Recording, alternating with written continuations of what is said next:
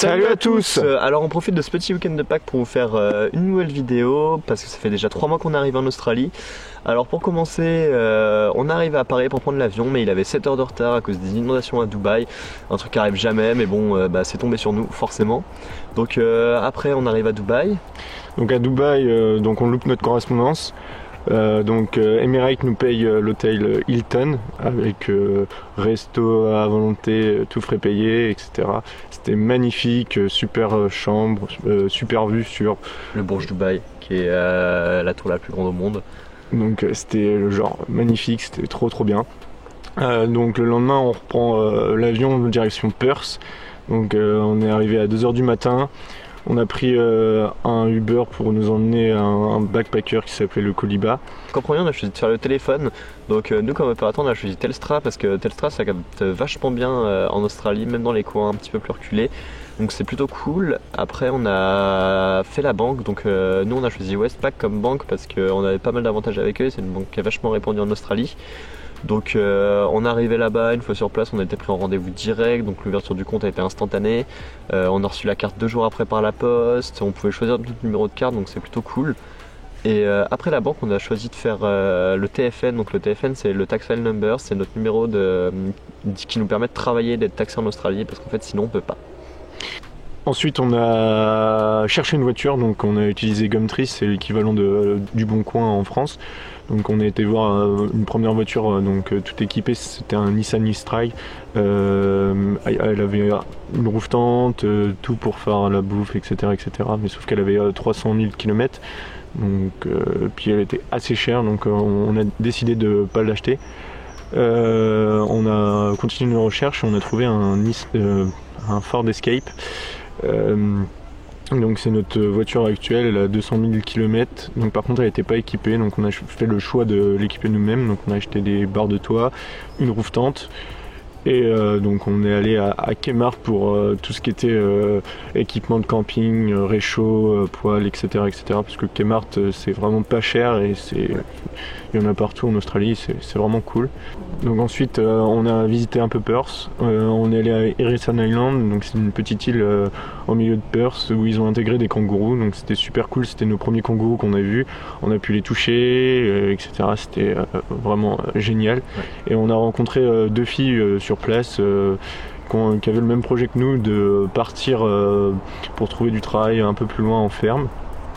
Donc ensuite on a visité Kings Park, un parc génial à Perth qui surplombe tout Perth. Vraiment c'est trop beau, et quand il fait vraiment beau on peut voir des requins dans le port. Et après ça, du coup, après avoir raté le bus la veille parce qu'on avait un peu trop bu, on est allé à Rottnest Island. Du coup c'est une petite île au large de Perth, donc on y allait en ferry. Une fois sur place on avait vélo à disposition, masque et tuba, donc on a fait plus ou moins le tour de l'île en vélo. Il faisait super chaud, super beau, c'était génial, les plages sont paradisiaques, l'eau elle est turquoise. Vraiment magnifique comme endroit, et c'est aussi le seul endroit au monde où on peut voir des kokas. C'est un petit animal mi-rat, mi-kangourou, mais qui est super mignon, ça se sourit tout le temps, enfin vraiment très cool, et c'est pas farouche du tout, donc on a vraiment pu les approcher, les toucher aussi, donc vraiment sympa. Rottnest, je conseille fortement. Donc du coup on a pris la décision de partir 2 jours après Rottnest Island, direction Margaret River, qui a 3 heures de route, pour trouver du travail en ferme. Là-bas on a rencontré notre premier problème sur notre voiture, donc le réservoir de liquide de refroidissement, le bouchon a pété. Donc je vous explique pas, hein, dépanneuse, etc. C'était folklore. On a dû dormir sur le parking du garagiste parce que tous les backpackers étaient pleins. C'était vraiment folklore cette nuit. Donc on a attendu que notre voiture soit réparée. On a pris un Airbnb pendant 3 jours, où là on a envoyé des mails, etc. pour trouver des jobs. Et donc la voiture a été réparée, on a pris la décision de repartir parce que tous les backpackers étaient vraiment pleins, donc on s'est dit qu'on n'avait pas trouvé de boulot sur Margaret River. Donc. Ouais, en plus c'était pas très bien payé, donc on avait déjà des amis à nous là-bas, et comme ils nous disaient en fait avec la paye des raisins, c'était vraiment juste ils payaient leur bouffe, leur nuit d'hôtel, et puis voilà quoi, ils pouvaient pas faire vraiment plus de sous. Donc ensuite on a pris la direction d'Adélaïde. Et là on a reçu un message pour du travail en ferme à Pemberton, donc c'était à l'opposé. Donc on a passé une nuit à Ravenstone et on a refait la route directe, donc on avait 5 heures de route je pense pour rentrer, et on s'est trouvé dans une share house où il y avait que des Français. Donc le premier jour en fait on a commencé par la récolte des raisins, donc c'était vraiment cool parce qu'on avait juste à enlever les raisins des vignes, les mettre dans un bucket et puis voilà, on était payé à l'heure. En plus à la fin de la journée on avait une petite bouteille de vin en supplément, donc sympa. Le deuxième jour on était censé être off et on avait fait une petite soirée la veille et il y avait 2 personnes qui étaient censées travailler mais qui ont trop bu en fait, donc ils sont pas allés, on a pris leur place. Donc le deuxième jour c'était les citronniers. Donc en fait on avait juste à placer des bâches autour des citronniers, les coudre de façon à ce que le soleil ne passe pas. C'était vraiment cool parce qu'on travaillait à 3, on était avec Camille qui nous a mis sur le plan et on était payé à l'heure, donc on arrivait à l'heure qu'on voulait, on repartait à l'heure qu'on voulait, on prenait les pauses qu'on voulait, donc vraiment cool. Et le seul problème c'est qu'ils nous prenaient que pour 2 ou 3 semaines et nous on cherchait un taf plus durable. Et donc on a travaillé là-bas que 3 jours parce que Camille elle nous a trouvé un autre plan après pour des fermes de pommes qui là nous prenaient pour 3 mois. Donc ça c'est vraiment cool. Le seul problème c'est que la ferme elle était à 30 minutes de notre lieu d'habitation, donc ça nous faisait un peu loin. Donc là actuellement on a bougé à Manjimup en fait dans une share house, on est plusieurs, on est avec un Chilien, un Argentin et on est nous 3. Et ouais, c'est vraiment cool pour apprendre l'anglais. Moi qui parlais pas du tout, maintenant j'arrive à peu près à me débrouiller, je comprends et ouais, et ça c'est vraiment cool. Donc notre ferme, donc c'est Newton, donc on pique des pommes.